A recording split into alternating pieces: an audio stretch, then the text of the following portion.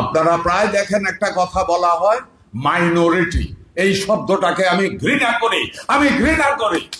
একটা মাইনরিটি শব্দটা উচ্চারণ করে আপনি কি বুঝতেছেন আপনাকে মানসিক ভাবে দুর্বল করা হচ্ছে?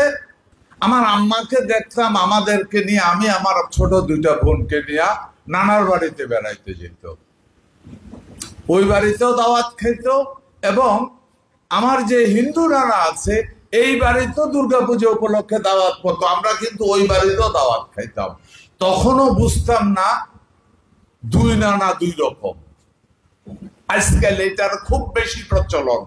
বক্তব্য শোনার পরে আমার মনে হলো যে এই গল্পটাই আমার বক্তব্য শেষ হয়ে যাওয়ার কথা।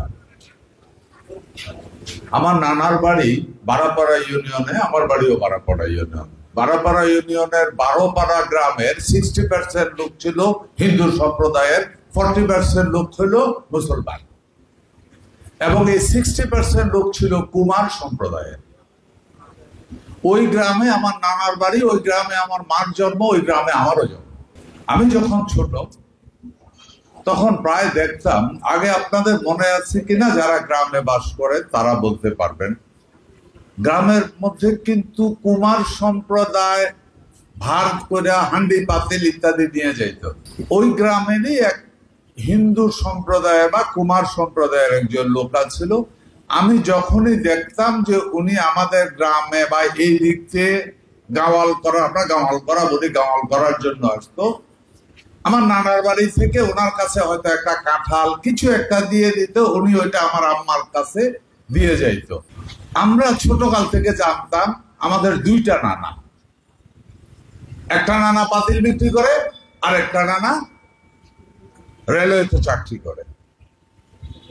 কারণ যখন উনি পাতিল সব বিক্রি করে আসতো তখন আমার আম্মাকে দেখতাম, আমার আম্মার যদি কিছু দেওয়া থাকতো বাপের বাড়িতে, স্বাস্থ্যকর অল টাইম হানিকম, সব সময় অল টাইম হেলদি লাইফ, উনি একটা দিত মনে করে না, বাড়ির থেকে কিছু একটা দেবে, অর্ধেক দিত আমার নানাকে আর অর্ধেক দিত ওনাকে, এবং কোনোদিনই ওনাকে আমি না খেয়ে যেতে দেখিনি। উনি গাওয়াল করে যখন আসতো আমার আম্মা বলতো, টাকা যাওয়ার পথে আমার এখানে খাইয়া যাইবেন এবং আমি কিছু দেব, একটু নিয়ে যাইতে হবে। তো উনি পুরা গাওয়াল করে ইয়াটা রাইকা পুকুরে হাত মুখ দিয়া ভাত খাইতো। আমিও যখন উনি খাইতো মনে করতাম নানা ভাইয়ের সাথে বসলে একটু মজা করে খাওয়া যাবে, কারণ সে আমলে খানাটার একটু প্রবলেম ছিল, একটা ডিম ভাজি অনেক ব্যাপার ছিল।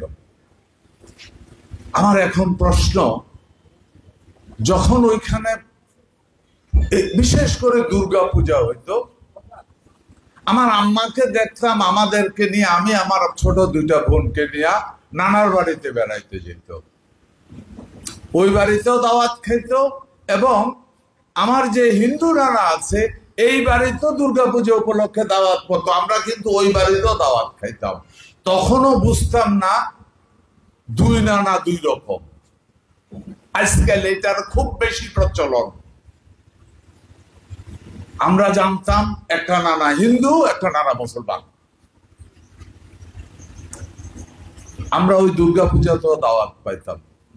আজকে আমার একটাই প্রশ্ন, সেদিন হারিয়ে গেল কেন? কেন আজকে আমরা দুইটা নানা ভাবতে পারি না? কেন মনে হয় এই নানা তার একটা নানা? এটা একটা রাজনৈতিক উদ্দেশ্য। আপনারা প্রায় দেখেন একটা কথা বলা হয় মাইনরিটি, এই শব্দটাকে আমি ঘৃণা করি। একটা মাইনরিটি শব্দটা উচ্চারণ করে আপনি কি বুঝতেছেন আপনাকে মানসিক ভাবে দুর্বল করা হচ্ছে?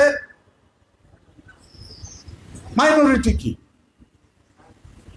আপনি দেশের ভূমিপুত্র, আপনার বাপ দাদা 14 পুরুষ এই দেশে জন্মগ্রহণ করেছে, আমার বাপ দাদা 14 পুরুষ এই দেশে জন্মগ্রহণ করেছে।